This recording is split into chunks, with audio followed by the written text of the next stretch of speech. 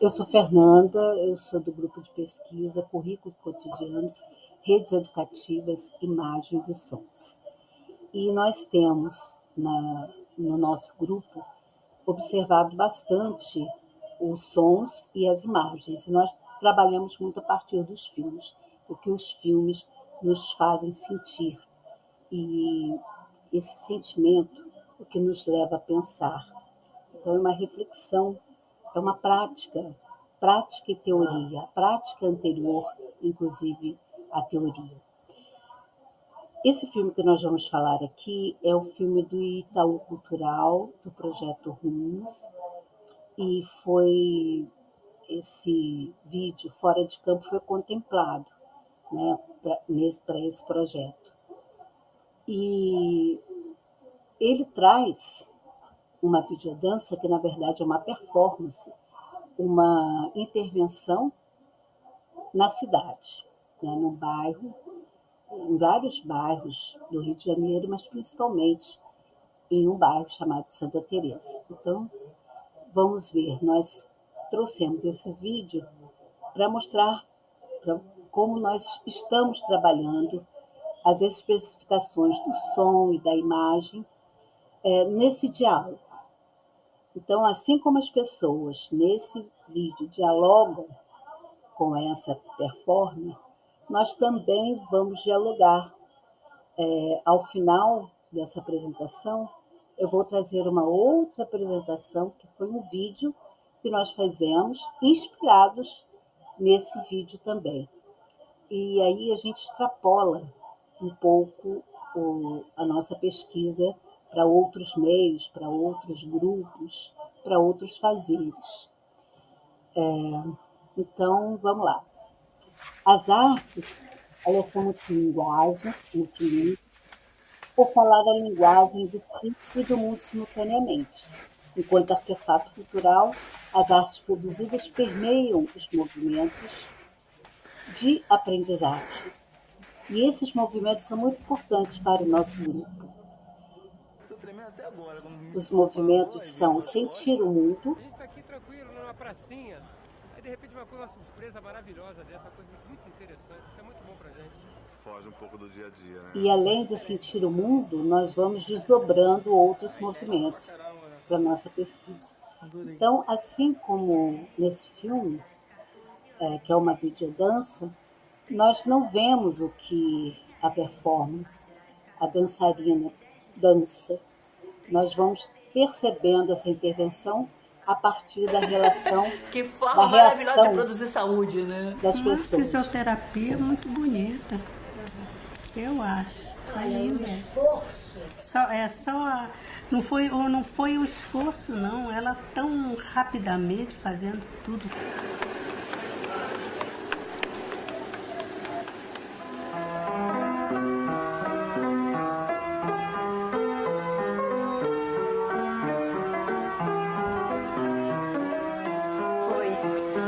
Posso te interromper um pouquinho? Pode. Que forma maravilhosa.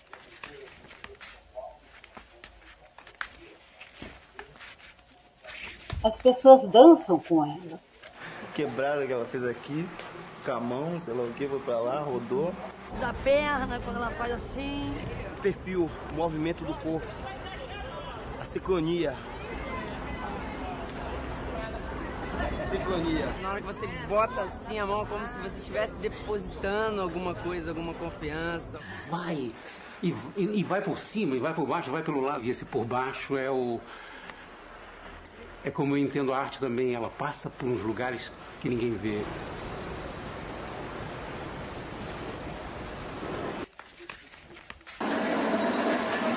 Começou assim. Você mexe muito com as articulações dos ombros, você se dobra, se levanta. Eu acho legal aquela coisa de você passar a mão aqui, virar pra cá.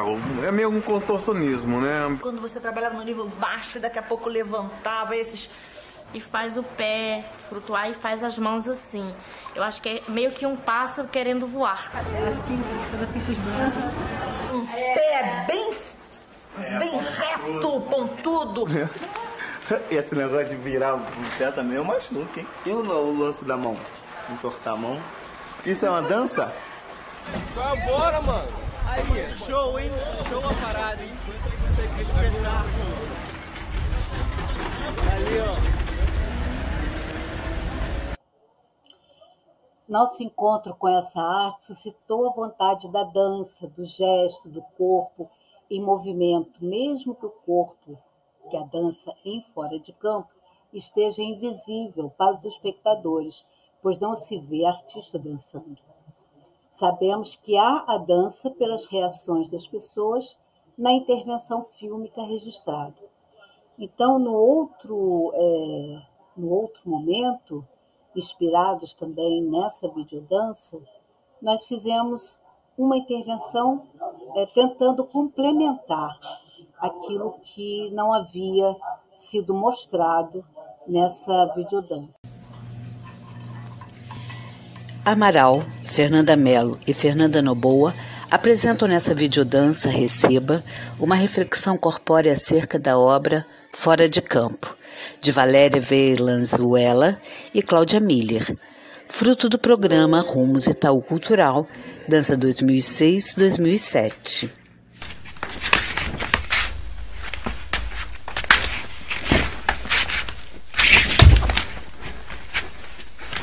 Do lado de cada tela, acompanhamos uma coreografia imaginada, quase dançada, sentida, percebida.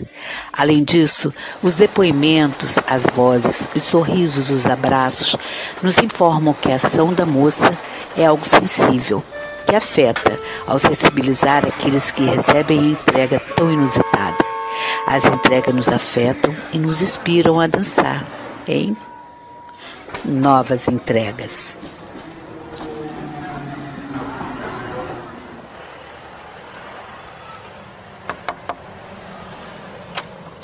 Oi, tudo bom? Tudo. Eu vim fazer a entrega. Pode ser agora? Vontade. Essa capacidade dela chegar e colocar, me pedir que a entrega seria pra mim. Veio até aqui perto de mim, mas começou a ficar falando, né? Então todo mundo olhando, eu pensei que era só ela só tá mostrando isso só pra mim. Tô tremendo até agora, quando me falou, aí virou as costas. A gente tá aqui tranquilo, numa pracinha. Aí de repente uma surpresa maravilhosa dessa, coisa muito interessante, isso é muito bom pra gente. Foge um pouco do dia a dia, né? A coreografia presente e ausente recria camadas de estesias, sinestesias. Próxima mensagem. Alô, eu queria pedir uma entrega pro próximo sábado à tarde. Eu não sei se vocês atendem em todos os bairros, mas estou aguardando o retorno. Esse número, obrigado.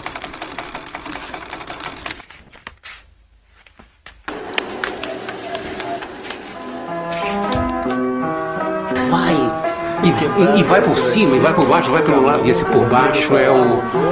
Da perna, É como eu entendo a arte também, ela passa por uns lugares que ninguém vê. Sincronia.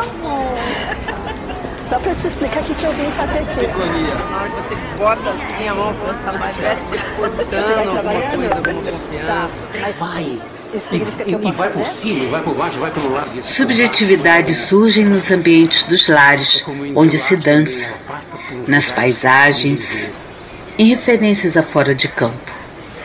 Uma nova coreografia, uma coreografia circular, de volta ao filme, te convidando a ver, ouvir, sentir mais essa entrega na ponta da agulha, no gesto de dar o play.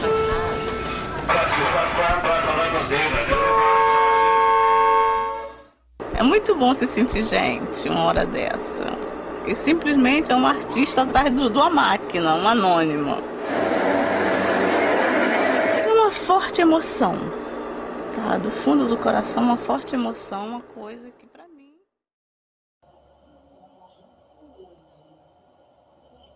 Outros grupos de pesquisa em outras universidades também estão se abrindo para os formatos, para as formas, as materialidades, as linguagens com as quais a gente pode apresentar um trabalho. Então, em maio, nós apresentamos um trabalho na Unicamp, que era a partir do que o Deleuze trouxe de inspiração para o nosso grupo de pesquisa, para cada grupo de pesquisa, né, de outras universidades, de outros grupos de estudo. Então, eu vou mostrar para vocês agora. Vamos ver? O que é acontecimento? É preciso entendê-lo não como uma decisão, um tratado, um reinado, mas como uma relação de forças que se inverte, um poder confiscado, um vocabulário retomado e voltado à dominação que se debilita, se distende, se envenena a si outra que entra, mascarada. Marcos, narrativas, encontros, experiências. Instaurando novas realidades, novas experimentações, deixando outros movimentos do pensamento. Então, essa ideia de rizoma,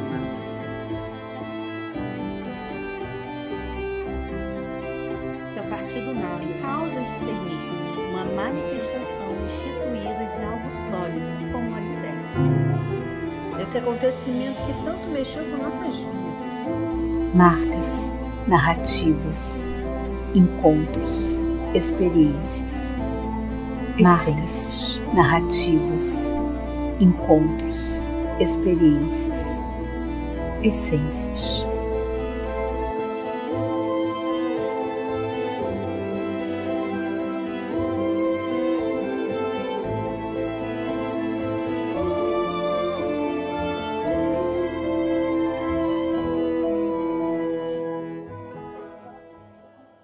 O que é acontecimento? É pressão que se debilita, se distende, se envenena a si outra que entra, mascarada.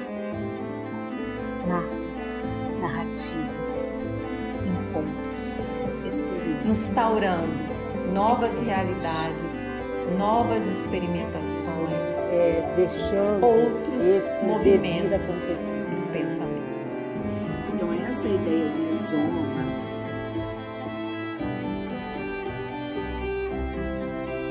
A partir do nada, causas de ser místicos, uma manifestação instituída de algo sólido, como um alicerce. Esse acontecimento que tanto mexeu com nossas vidas. Marcas, narrativas, encontros, experiências. Marcas, narrativas, encontros, experiências, essências.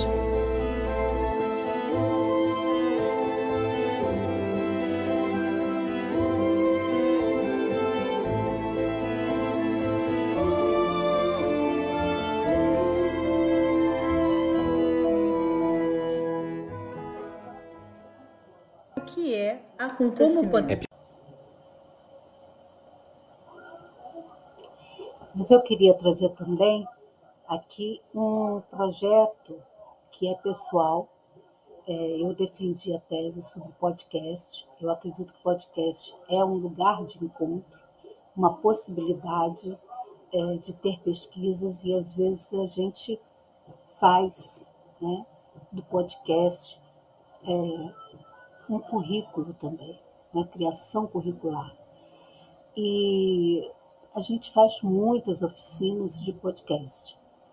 Então, esse podcast, Elas em Redes, é um podcast para divulgar, para difundir o fazer podcast e também as mulheres artistas.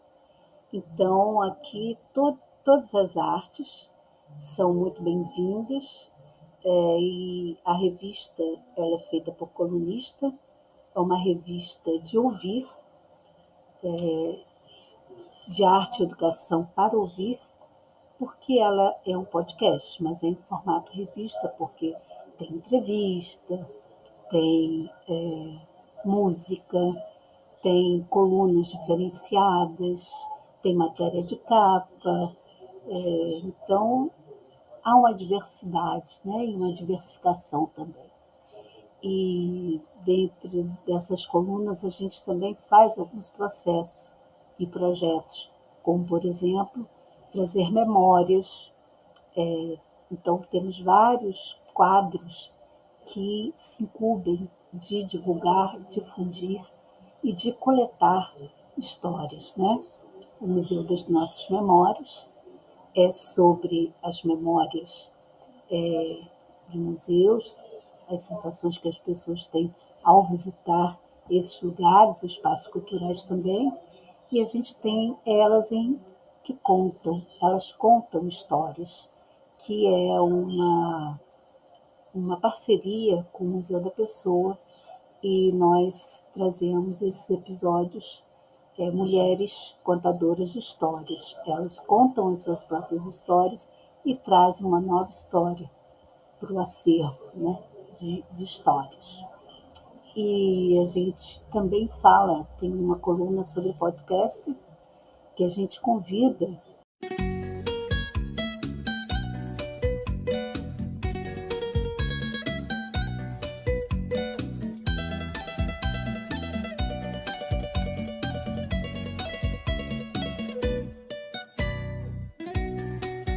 No episódio 20, vamos homenagear a primavera e o outono também.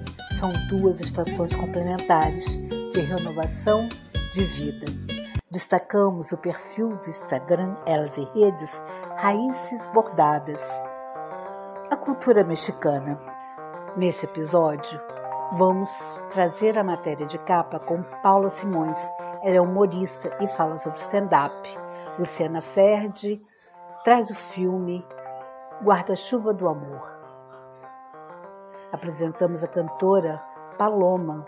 Ela traz também a música Ascendentes Gêmeos e ainda fala sobre o seu processo criativo. Em Museu das Nossas Memórias, a Natasha Locke traz uma memória que o museu é para todas as idades. Café Estrelas, Edna Frois fala sobre o eclipse. Em Momento Animal, Sherry do Pinheiro fala sobre a importância de pensarmos, repensarmos sobre a nossa relação com o meio ambiente. Fernanda Noboa traz mais um número de videodança. E em Diário de uma Pesquisa, Mônica Clence traz uma crônica poética da encantaria, trazendo artistas do Norte e Nordeste. Elas contam histórias do núcleo do Museu da Pessoa, a nosso encarte do episódio 20. Mais arte, por favor. Vamos fazer arte?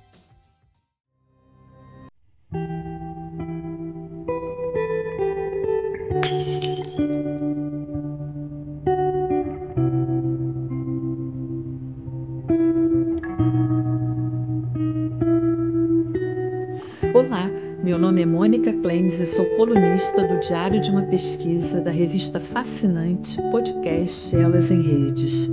Hoje venho lhes contar uma crônica denominada Poéticas das Encantarias. Na década de 80, estudante universitária de medicina na cidade do Rio de Janeiro, compartilhava carona com um amigo do norte do país, da cidade de Maués, no Amazonas. Na rádio, toda vez que tocava música como Dois Animais, do cantor e compositor Alceu Valença, era um coro de alegria dentro do fusquinha abarrotado de universitários que atravessavam a Baía de Guanabara. Meu olhar vagabundo de cachorro vadio olhava a pintada e ela estava no cio. E era um cão vagabundo e uma onça pintada se amando na praça como os animais. Uma moça bonita, de olhar agateado, deixou em pedaços o meu coração. Uma onça pintada e seu tiro certeiro deixou os meus nervos de aço no chão. Quando almoçávamos, esse meu amigo cantarolava a música, jogava um pedaço de carne no alto e abocanhava. Hoje, 40 anos depois, consigo correlacionar tanto a música como a performance com uma espécie de poética da animalidade que me divertia, animava e que faz parte das minhas lembranças de bem viver.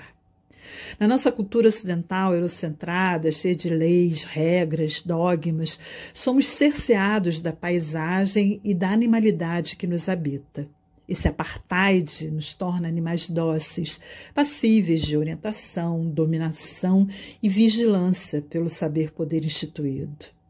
O carnaval é uma dessas festas que permite a vivência consentida da pulsão, do instinto, do que mora selvagem em nós.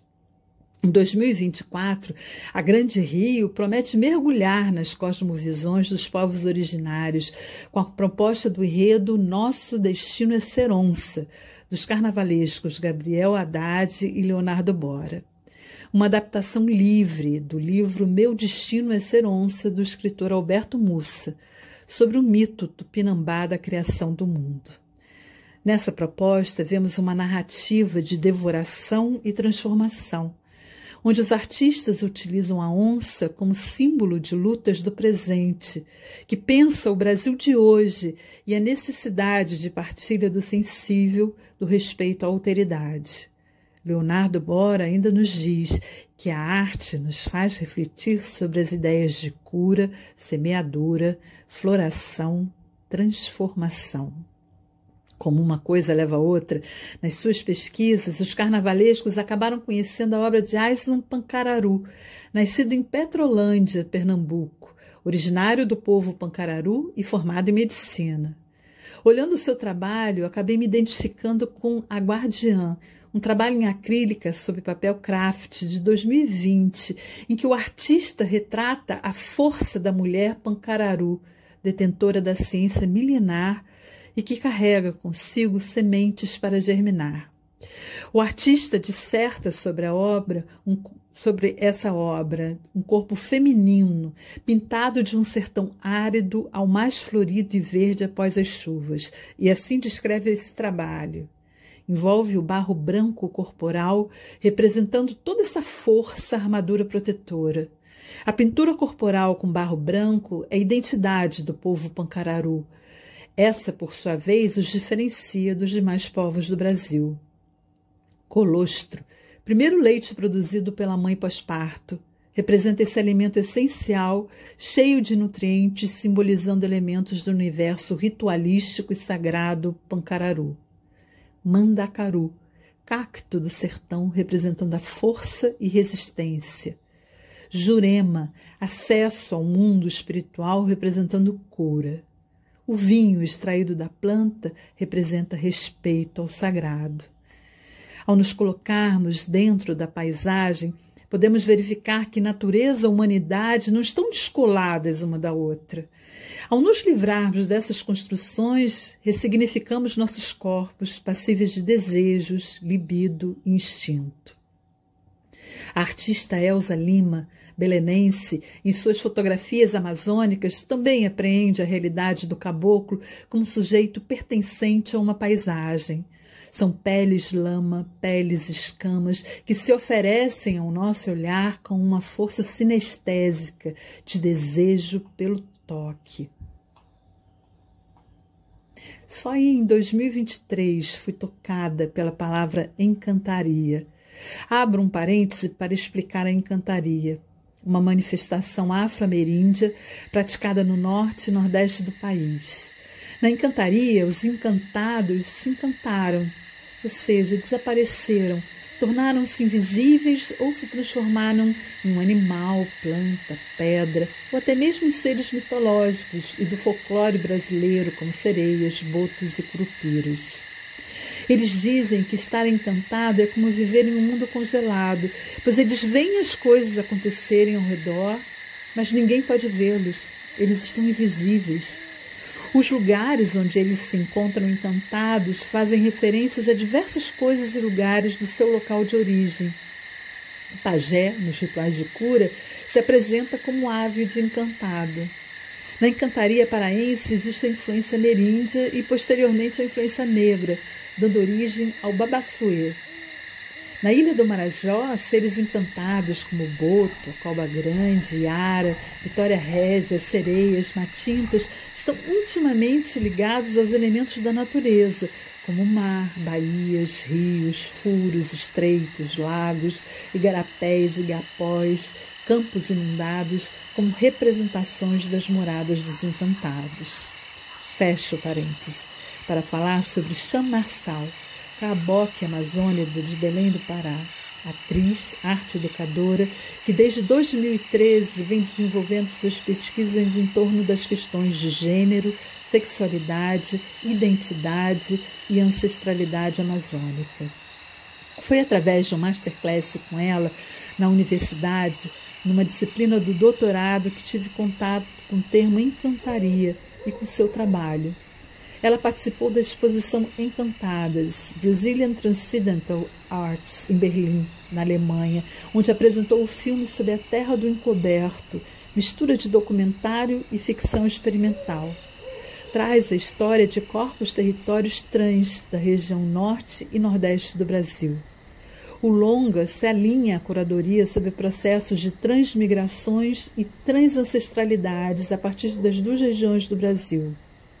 Chan ressalta que o filme é uma cartografia sobre as transancestralidades no norte e nordeste do Brasil, em que poesia, espiritualidade, política, educação, ativismo e cosmovisões afro-indígenas são fundamentos nos processos existenciais identitários de pessoas trans travestis nesses territórios.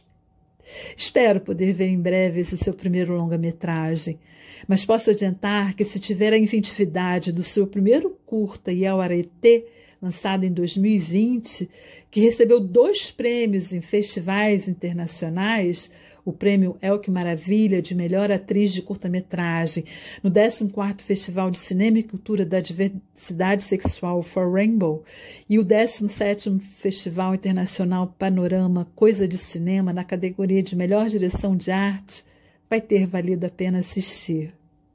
E vocês? Em que força da natureza se encantariam?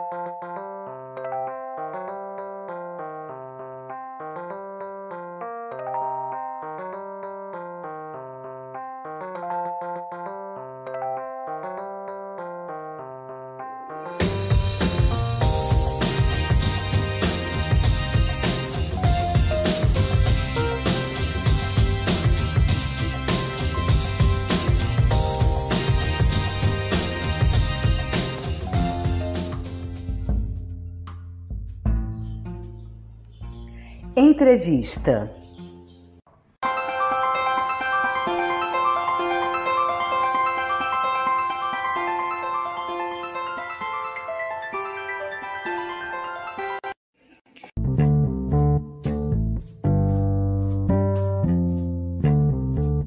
Mais arte, por favor. Uma campanha lançada durante o Fórum Social Mundial. Conteúdos de arte, educação e cultura para ouvir. Mais arte, por favor. Olá, ouvintes do Elas em Rede.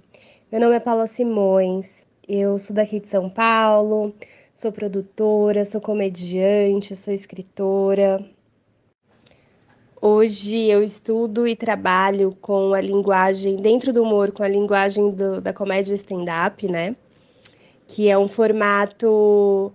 Muita gente explica falando que é um formato que veio dos Estados Unidos e chegou no Brasil nos anos 2000 e se popularizou, mas, na verdade, o nome stand-up que é um nome americano, mas esse formato de você subir num palco e contar suas histórias de uma maneira engraçada ou contar histórias engraçadas que você criou, é um formato que existe há muito tempo. Dercy Gonçalves fazia, Chico Anísio fazia, então não é tão recente quanto muitas pessoas pensam, né? E é basicamente isso, é você desenvolver essas histórias, podem ser baseadas em fatos reais, podem ser livremente inspiradas em fatos reais, podem ser criadas simplesmente com o propósito de fazer rir, e subir num palco e contar essas histórias para um público e torcer para que eles riem, né? Para eles rirem e, se não rir, seguir em frente e partir para a próxima piada e depois melhorar essa, que claramente não foi criada tão bem assim, né? O humor, ele é aquele lugar que todo mundo tem dentro de si. Às vezes ele pode ser de um jeito mais universal, às vezes de um jeito mais piadas internas de um grupo, mas é aquela semente, aquela coisinha que a gente tem, um pedacinho, acho que de vida que a gente tem dentro da gente, que faz com que a gente siga vivendo, né? Rindo de si mesmo, rindo dos nossos percalços, rindo uns dos outros, né? Espero que de uma maneira positiva.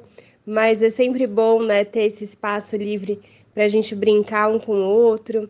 E o humor, para mim, é isso. O humor é um traço de personalidade que todas as pessoas têm, de um jeito ou de outro. Todas as pessoas têm esse traço de personalidade.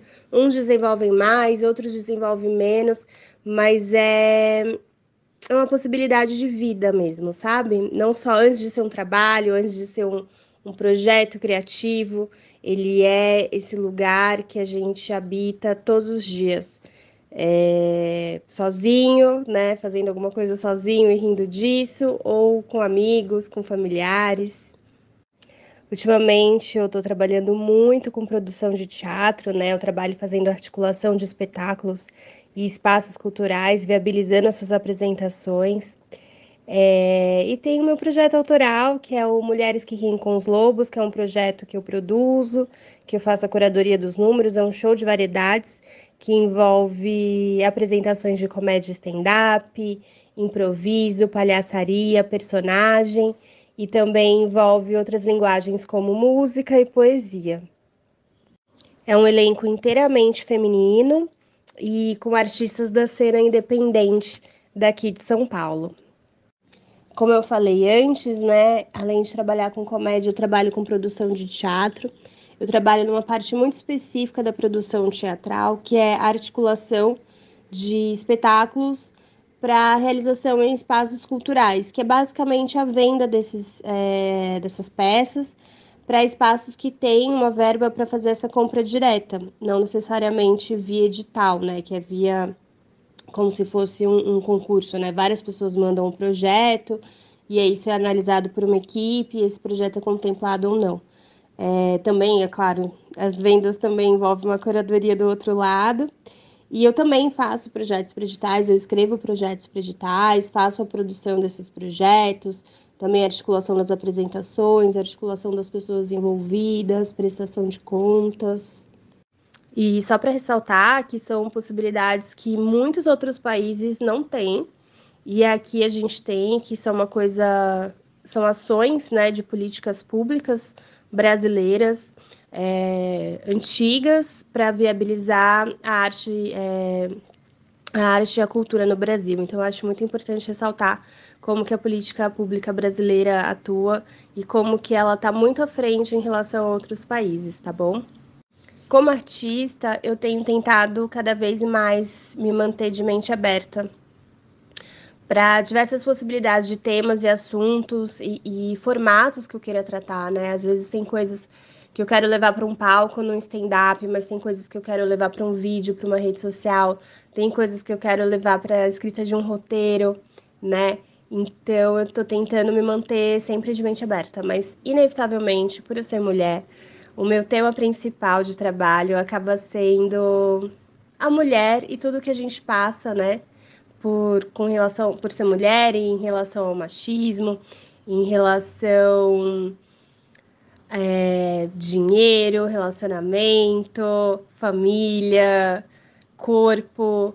Então eu trabalho muito com esse tema, que é o feminino. Entender o feminino e combater alguns tabus e alguns preconceitos. Mais arte, por favor. Mais arte, por favor.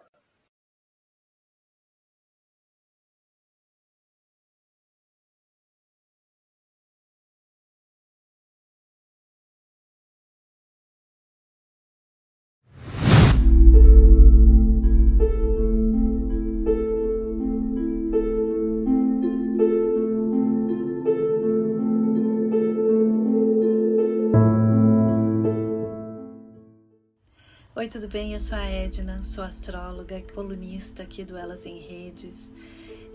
Eu queria falar nesse episódio sobre os eclipses. Normalmente vêm acompanhados, eles vêm em pares ou às vezes até em trio. Na astrologia, a luz significa vida, significa o conhecimento, a verdade. Tudo que tem luz quer dizer que a gente enxerga, que a gente vê. Então a astrologia é uma linguagem simbólica, né? Então, se eu consigo ver alguma coisa, eu vejo a verdade daquela coisa.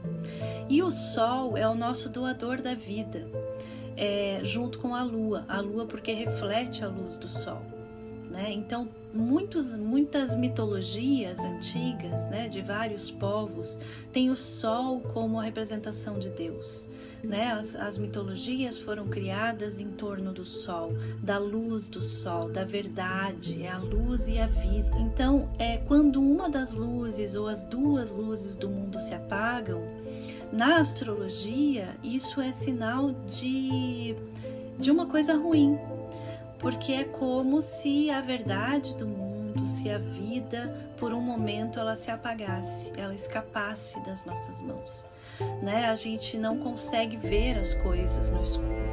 Quando está escuro, a gente não consegue se localizar, a gente fica à mercê das coisas que acontecem ao nosso redor e a gente não consegue perceber.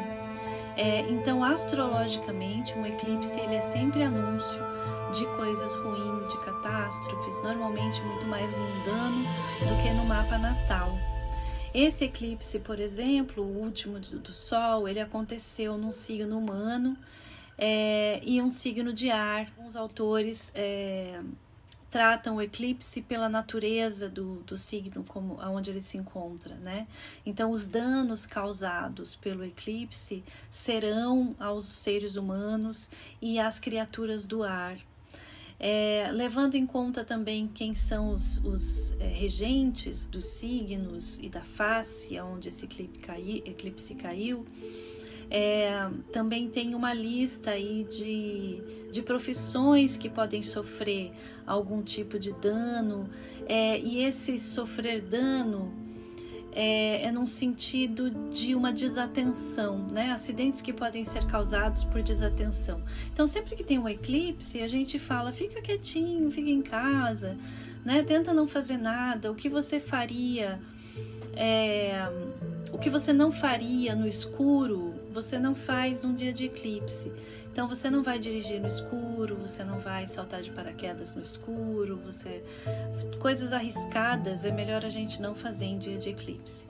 Porque é isso, a gente não tem a luz, a gente não está enxergando bem o que está acontecendo, a gente não faz magia em dia de eclipse, não tem essa de sorte, vai trazer prosperidade. Então, pessoas que têm planetas ou pontos vitais do mapa próximos do ponto do eclipse também podem sentir aí uma queda de vitalidade, uma baixa vitalidade, alguma coisa assim no corpo, né? Porque aí mexe com o corpo, com a luz do corpo, né? Apaga junto. Então pode ser que tenham sentido aí uma queda de vitalidade, né? Pega um resfriado, fica um pouco mais cansada, um humor, alguma coisa assim pode sim mexer. Mas é muito mais, os assuntos do eclipse são muito mais mundanos do que dos mapas natais.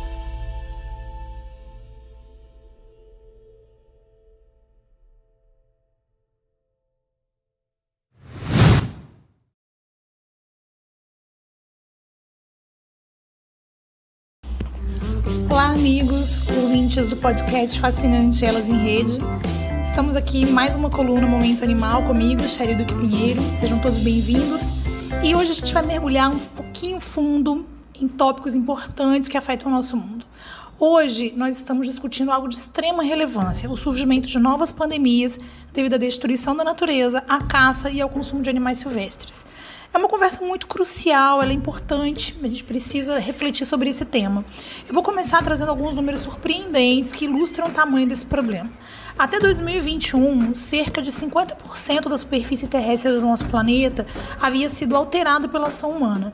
Isso inclui desmatamento, urbanização e agricultura intensiva. Mas não para por aí. comércio ilegal de animais silvestres, ele é um dos negócios mais lucrativos do mundo, né? Ele impacta diretamente a biodiversidade, né, e tem consequências muito graves. Vamos pensar um pouco sobre essas consequências. Primeiro, ele movimenta bilhões de dólares anualmente, de acordo com a ONU. Estamos falando da captura e comércio de milhões de animais silvestres todos os anos.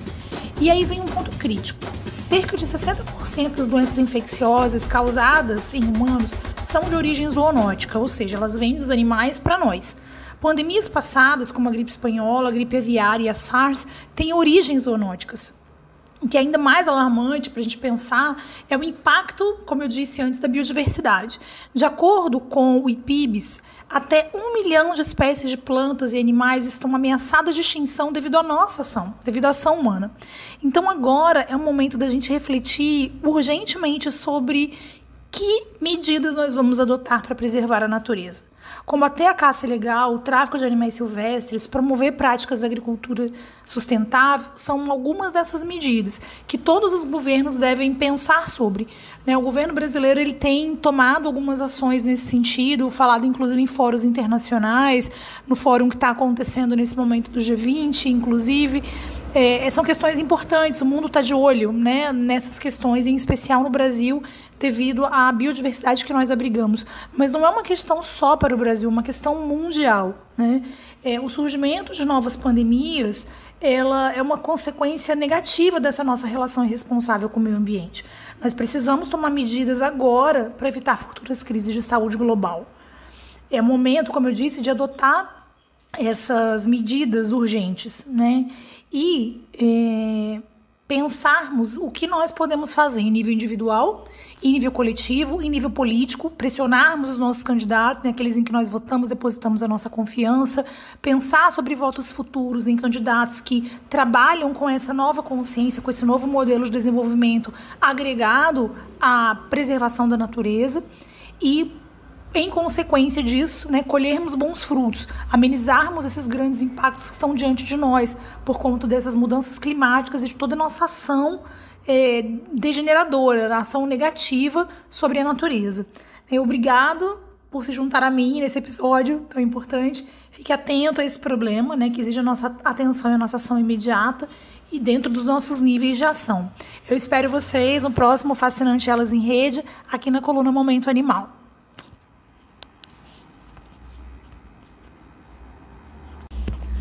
Olá, amigos, ouvintes do podcast Fascinante Elas em Rede.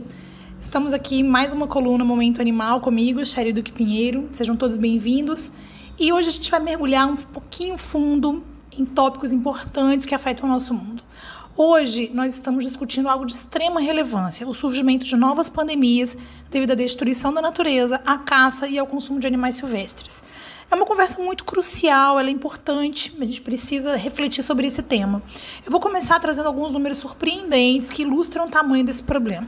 Até 2021, cerca de 50% da superfície terrestre do nosso planeta havia sido alterada pela ação humana. Isso inclui desmatamento, urbanização e agricultura intensiva. Mas não para por aí. O comércio ilegal de animais silvestres, ele é um dos negócios mais lucrativos do mundo, né? Ele impacta diretamente a biodiversidade, né, e tem consequências muito graves. Vamos pensar um pouco sobre essas consequências. Primeiro, ele movimenta bilhões de dólares anualmente, de acordo com a ONU. Nós estamos falando da captura e comércio de milhões de animais silvestres todos os anos. E aí vem um ponto crítico. Cerca de 60% das doenças infecciosas causadas em humanos são de origem zoonótica, ou seja, elas vêm dos animais para nós. Pandemias passadas, como a gripe espanhola, a gripe aviária e a SARS, têm origens zoonóticas. O que é ainda mais alarmante para a gente pensar é o impacto, como eu disse antes, da biodiversidade.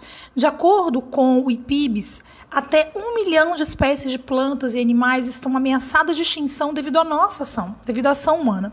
Então agora é o momento da gente refletir urgentemente sobre que medidas nós vamos adotar para preservar a natureza. Combater a caça ilegal, o tráfico de animais silvestres, promover práticas de agricultura sustentável são algumas dessas medidas que todos os governos devem pensar sobre. O governo brasileiro ele tem tomado algumas ações nesse sentido, falado inclusive em fóruns internacionais, no fórum que está acontecendo nesse momento do G20, inclusive. São questões importantes, o mundo está de olho, nessas questões, em especial no Brasil, devido à biodiversidade que nós abrigamos. Mas não é uma questão só para o Brasil, é uma questão mundial. O surgimento de novas pandemias ela é uma consequência negativa dessa nossa relação irresponsável com o meio ambiente. Nós precisamos tomar medidas agora para evitar futuras crises de saúde global. É o momento, como eu disse, de adotar essas medidas urgentes, E pensarmos o que nós podemos fazer em nível individual, em nível coletivo, em nível político, pressionarmos os nossos candidatos, aqueles em que nós votamos, depositamos a nossa confiança, pensar sobre votos futuros em candidatos que trabalham com essa nova consciência, com esse novo modelo de desenvolvimento agregado à preservação da natureza e, em consequência disso, colhermos bons frutos, amenizarmos esses grandes impactos que estão diante de nós por conta dessas mudanças climáticas e de toda a nossa ação degeneradora, a ação negativa sobre a natureza. Obrigado por se juntar a mim nesse episódio tão importante. Fique atento a esse problema, que exige a nossa atenção e a nossa ação imediata e dentro dos nossos níveis de ação. Eu espero vocês no próximo Fascinante Elas em Rede, aqui na coluna Momento Animal.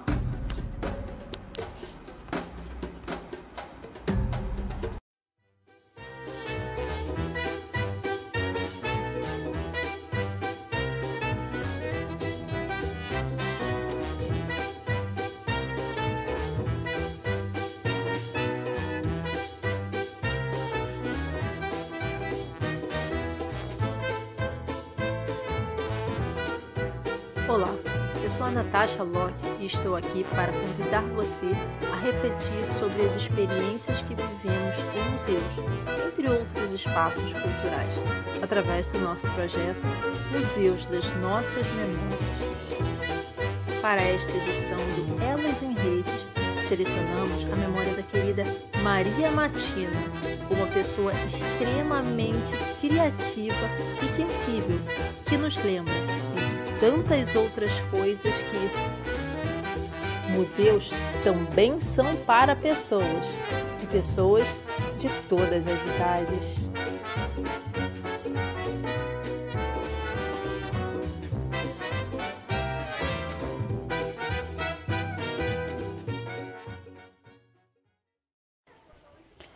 Olá, sou Maria Matina, arte educadora, artista e arteterapeuta. E a memória que eu queria trazer hoje, compartilhar, foi enquanto arte educadora no Museu de Arte Naif, do Rio de Janeiro. Nesse local eu era arte educadora, fazia visitas guiadas e fazia também as atividades destinadas aos bebês. E era o Naif para bebês, que era uma visita guiada dos bebês e suas famílias, onde a gente apresentava a obra de arte de um artista e criava uma proposta sensorial em torno dessa atividade, dessa obra, E nesses muitos encontros, eu gostaria de compartilhar uma coisa que me tocou profundamente, que foi o fato dos pais comentarem muitas vezes, após os encontros, que apesar de sempre passarem em frente ao museu, de terem ali a referência de que era o Museu de Arte Naif, no bairro do Cosme Velho, os pais nunca entravam no museu. E que foram os bebês, a partir da atividade, da proposta Naif para nenéns, que possibilitaram a entrada dos pais e dos familiares no museu, se apaixonando pelas coleções, tanto permanentes como as exposições temporárias, e passando a serem frequentadores do museu. E isso me toca profundamente, me sensibiliza, porque torna o museu um espaço vivo, um espaço de partilha para todas as gerações. E é uma coisa que eu acredito muito, que eu amo fazer. Então, acho que se alguém está ouvindo e tem um bebê ou uma criança, levem suas crianças ao museu, compartilhem essas memórias, brinquem, né? Brinquem com a arte, brinquem com a exploração que cada obra de arte pode trazer e colecionem memórias para partilhar num projeto tão bonito como o Museu das Memórias.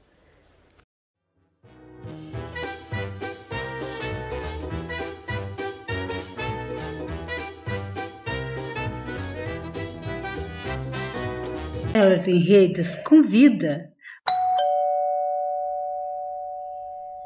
Pode entrar, a casa é sua. Olá, sou Flávia Muniz Cirilo, cantora, compositora, palhaça e poeta comprometida com o bem viver. Acabei de trabalhar na pesquisa da série Comunidades Brincantes, que foi feita a partir de um convite do Instituto Casa Comum. Então é um podcast com 10 episódios e o tema central dessa pesquisa é o bem viver e a cultura popular. Então nós conversamos com muita gente e cada um desses episódios eles buscam responder a pergunta: e se as comunidades fossem mais brincantes e malemolentes? Que tipo de futuro a gente poderia construir? Então tem jongo, tem cultura de terreiro, quilombo, povos originários, circo, cortejo, capoeira e muitas outras atrações, o coco, toré, e são muitas vozes falando muitas coisas interessantes. É muito musical, é muito deliciosa de escutar e tem um argumento que é um contraponto às culturas que estão inseridas dentro do capitalismo, né, e as culturas de massa.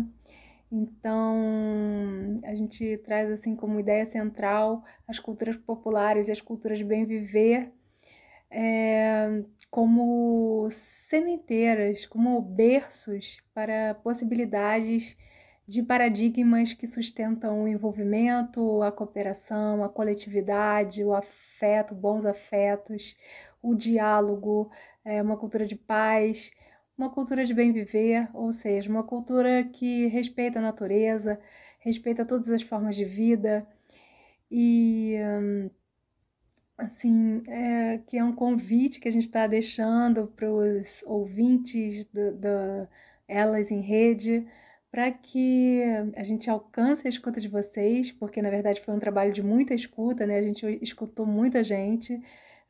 Eu digo a gente porque eu fui responsável pela locução, então tem o roteiro e a pesquisa feita pela Diana Graça e a edição feita pelo Rodrigo Sebastião.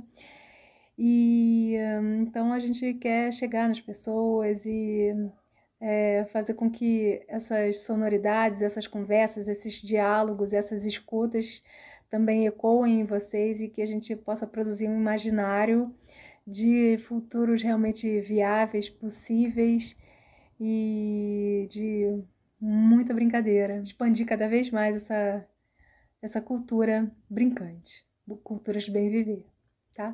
Um abraço, tchau, tchau.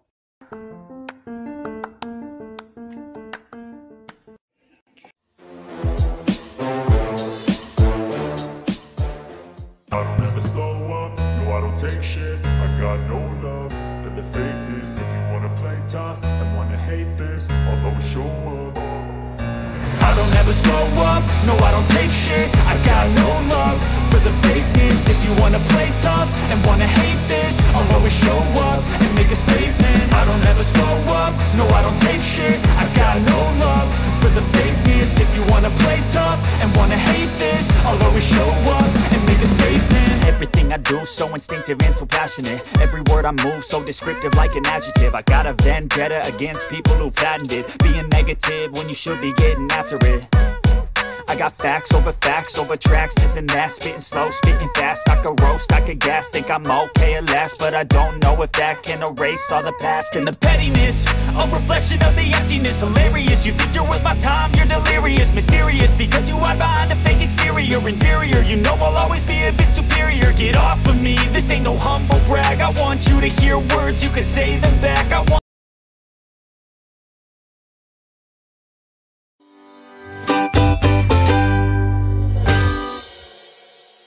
atriz cearense, mas moro na Bahia. Eu sou uma imigrante por natureza. Eu acho que mudança é a minha essência, tanto que está no meu mapa astral.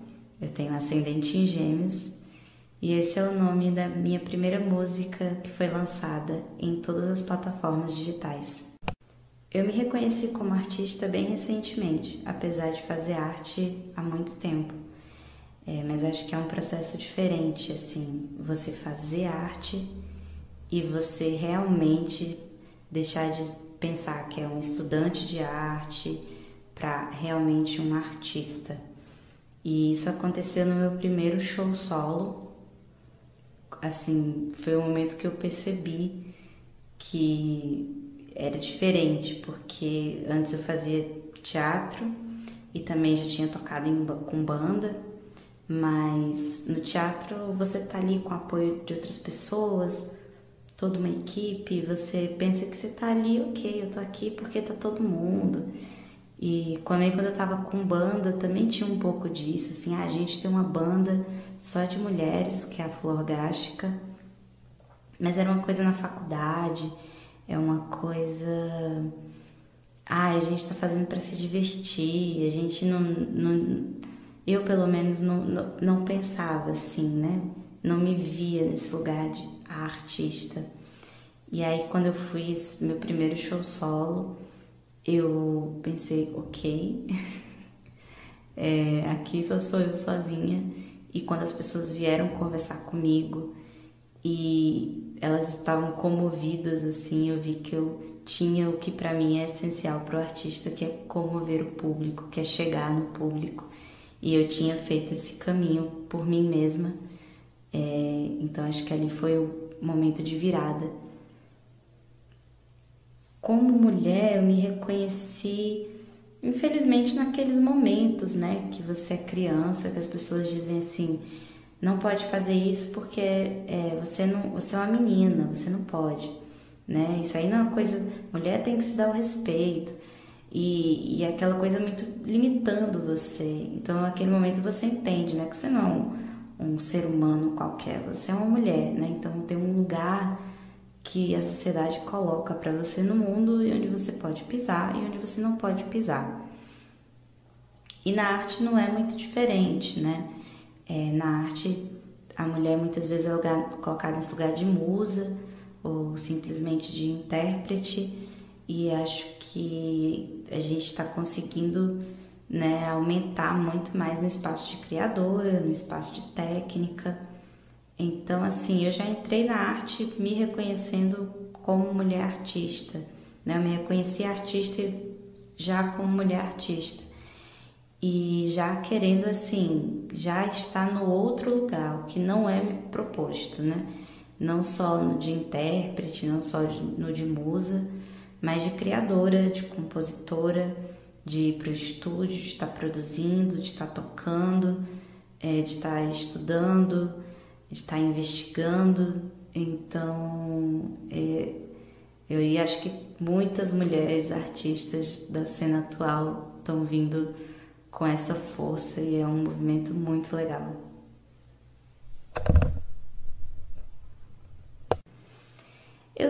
Eu sempre tive uma natureza para estar com a música, assim. Eu ia para a escola e gostava de cantar na escola. Tinha, assim, de manhã você tinha que cantar o hino, sabe? Isso para mim era legal, era interessante. Eu ia para a igreja, minha mãe me levava para a igreja e tinha essas atividades de você cantar com as outras crianças e tal. Isso para mim era divertido, e era algo que as pessoas diziam que eu tinha aptidão, que eu levava jeito. Então, assim, acho que na verdade a gente se encontrou. Eu escolhi ela porque eu me sinto bem cantando, eu me sinto bem com a música. E a música, que bom, me abraçou e a gente se combinou, não sei, é uma coisa que faz parte, assim. Eu acho que não teve esse momento de uma escolha, sabe? Você se sentir tão confortável num lugar que não tem como você não querer estar nesse lugar, que é estar cantando, que é estar fazendo música. Então é uma coisa que a gente se encontrou. Acho que eu escolhi ela, ela me escolheu. A gente nasceu uma para outra. E não só a música, né? O teatro também. Só que o teatro foi mais tarde. Eu descobri já com uns 13 anos a minha aptidão mesmo para teatro. Mas arte em geral, especialmente arte de palco, cantar e atuar, é onde eu me encontro. Assim, desenhar não, esculpir, assim, as artes manuais eu sou péssima, mas a arte de palco, a arte performativa, de estar ali em cima do palco, de usar o meu corpo, é onde eu me sinto feliz. Eu tenho nervosismo, claro, de você subir ao palco e estar ali com as pessoas, mas tem uma coisa de que é um lugar meu, assim, que eu me aproprio dele, que eu me sinto bem. E mesmo quando eu não tô nele, quando eu tô cantando, eu gosto de ouvir minha própria voz. É uma coisa que eu não gosto de ouvir gravado, mas quando eu tô cantando assim pra mim mesma, eu gosto. Então a música é esse lugar de conforto. É uma coisa, é o meu porto seguro. É onde eu sei que ninguém pode me tirar isso, né? Eu sempre vou ter a música para poder voltar.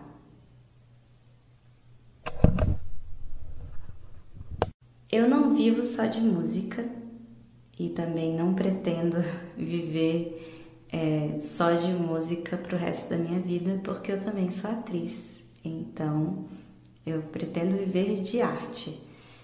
No momento eu tenho um trabalho, então eu não vivo só da arte que eu faço, de música ou das atuações, também tenho meu trabalho, até porque eu também estou começando e eu acredito que logo mais na frente eu vou estar vivendo mesmo só da minha arte, de fazer música e de estar em palco e encenando. Mas é isso, assim, tem que ter as duas coisas, porque eu adoro as duas coisas, tanto cantar quanto atuar. Eu tenho cantado, eu cantei há pouco tempo com a Brina Costa, ela já deu entrevista aqui também nesse podcast. Eu cantei com a Brina num show chamado Canções para Chamar a Primavera. E foi muito legal, porque eu pude cantar com ela as músicas dela, cantei Azuis, cantei as minhas músicas e a gente cantou músicas do repertório do Clube da Esquina, Fagner, pude cantar Canteiros, que eu acho linda. E aí eu tava nesse show. A minha próxima apresentação agora, que é para um evento específico em homenagem a Rita Lee, eu vou cantar Rita Lee, né? Então eu tenho cantado isso, né? Saí aí das canções para chamar a primavera, tô indo para Rita e é o que eu tenho escutado para estar cantando.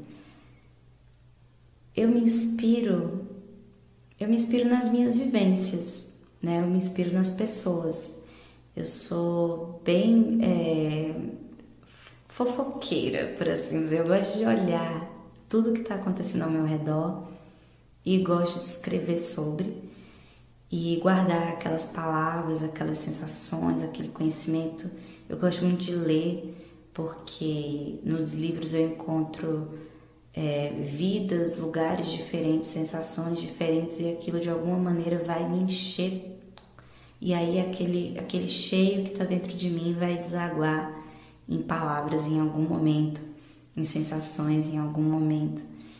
Então eu me inspiro muito pelas vivências mesmo, assim, não tem uma coisa específica Não tem um tema específico.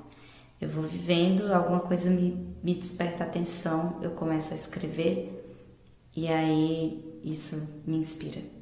Meu processo criativo, ele é bem difuso. Quer dizer, na verdade, meu processo criativo, ele se divide em dois, porque eu também escrevo jingles.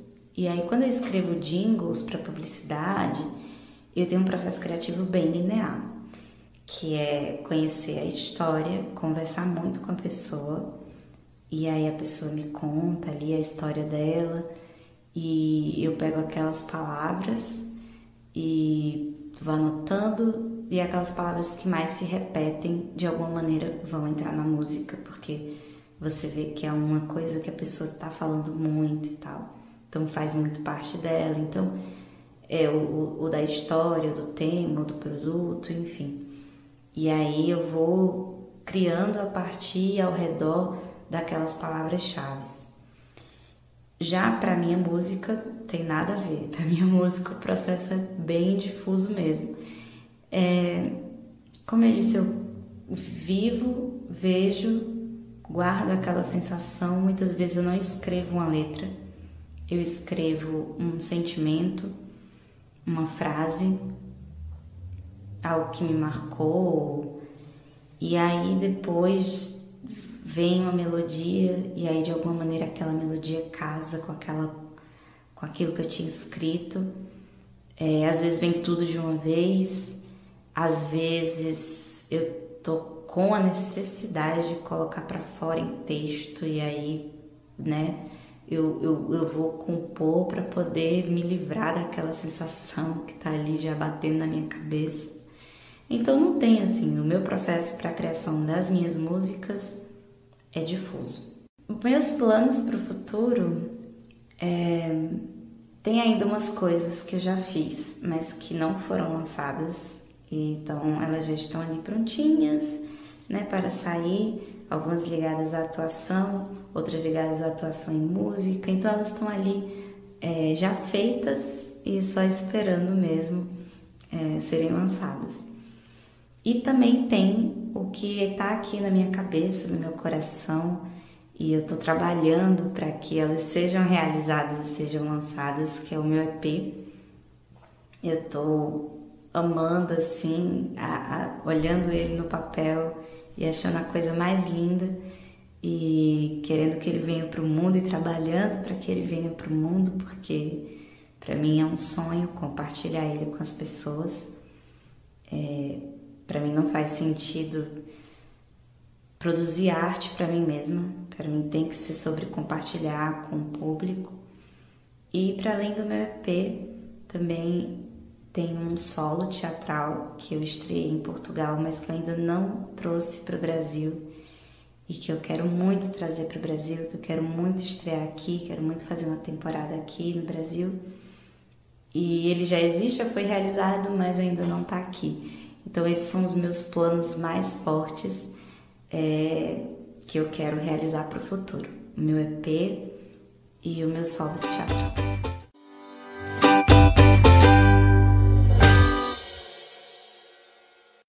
Eu muito fecho, pouco eu abro. Eu muito escuto, eu pouco falo. Eu muito quero, pouco afago. Eu muito penso, pouco eu ajo. Muito eu crio, pouco eu construo. Pouco eu espero, por isso destruo. Muito me importo, por isso eu fujo. Muito eu ouço, mas eu pouco julgo.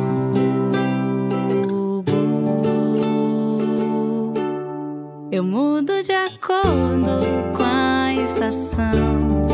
Eu só caminho onde há chão. Eu não me encaixo e parei de tentar ser o que o mundo já tem pra dar. Acabou esse lance de Nemequitepá. Cecimepa, agora é o que há. Acabou esse lance de Nemequitepá. Cecimepa, agora é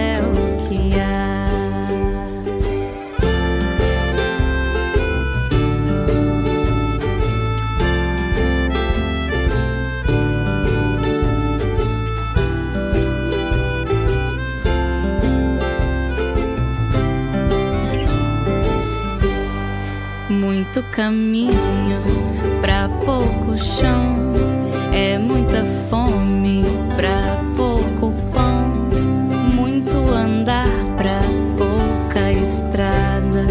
Pouco eu sei, por isso eu não falo nada.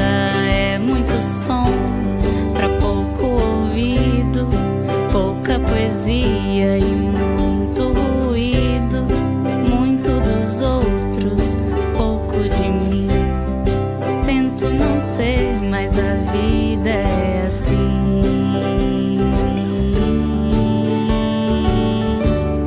Eu mudo de acordo com a estação, eu só caminho onde é chão. Eu não me encaixo e parei de tentar ser o que o mundo já tem pra dar. Acabou esse lance de Nemequitepa, Cecinepa, agora é o que há. Acabou esse lance de Nemequitepa, Cecinepa, agora é o que há.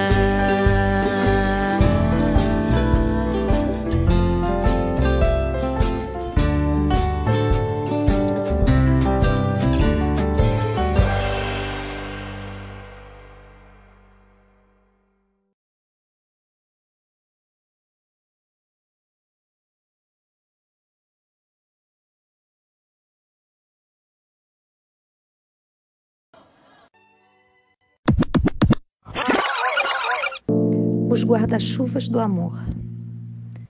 O pós-Segunda Guerra Mundial teve um impacto tremendo na sétima arte.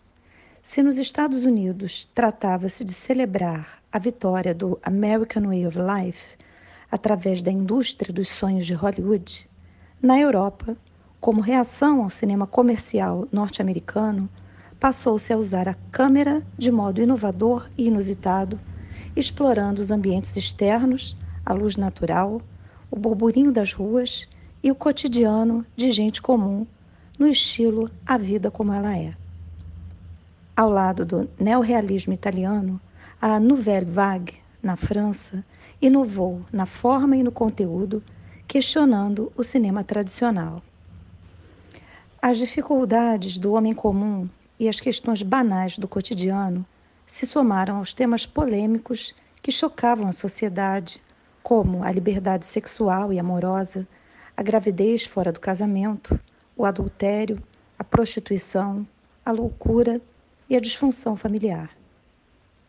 A hipocrisia dos valores burgueses era escancarada pelo cinema autoral e esteticamente inovador de Claude Chabrol, Jean-Luc Godard, François Truffaut e Agnès Varda. Jacques Demy se inclui nesta lista de cineastas, sendo responsável por fazer uma ponte entre o realismo e a fantasia. Em Os Guarda-Chuvas do Amor, de 1964, Demy dá nova roupagem ao estilo musical, até então quase exclusivo de Hollywood, com a bela trilha sonora de Michel Legrand, o que lhe rendeu popularidade internacional, o Oscar de Melhor Filme Estrangeiro, de 1964, e a Palma de Ouro em Cannes, no mesmo ano.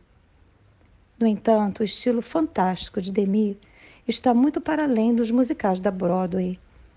Enquanto nos Estados Unidos, Fred Astaire e Gene Kelly enalteciam o glamour da vida artística e as conquistas do self-made man, os musicais de Demy abordavam o cotidiano dos trabalhadores franceses, as guerras pela libertação das colônias francesas, as desilusões amorosas e a desconstrução do amor romântico.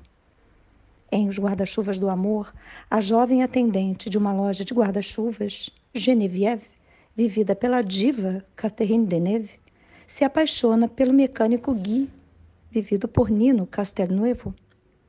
O romance dos dois não é bem visto pela mãe de Geneviève, dona da loja de guarda-chuvas, em processo de falência. Quando a filha confessa que está grávida do rapaz, mas impossibilitada de se casar com ele, já que o jovem foi lutar na Guerra da Argélia, a mãe se encarrega de lhe arranjar um casamento com um rico comerciante de diamantes. Dividido em 3 atos, o musical, alegre e colorido, vai desmaiando suas cores em direção a um final azulado e escurecido, nada romântico, onde a utilidade, o pragmatismo e as convenções sociais acabam sufocando os sonhos românticos do jovem casal. O filme de Demy nos entrega, assim, uma experiência desconcertante. Embalado por canções românticas, cores fortes e saturadas e guarda-chuvas dançantes, o filme, que aparenta ser uma história romântica, é, na verdade, uma crônica crua e honesta do início e fim de um relacionamento. Nele, a magia do amor, tão habilmente construída pelo cinema, é solapada pelas urgências da vida real e pela banalidade das relações amorosas. Na última cena, quando Geneviève retorna a Cherbourg, cidade onde a história se desenrola, ela pergunta a Guy se quer conhecer a filha do casal. Guy recusa e Geneviève vai embora. É Natal, as luzes da árvore de Natal piscam.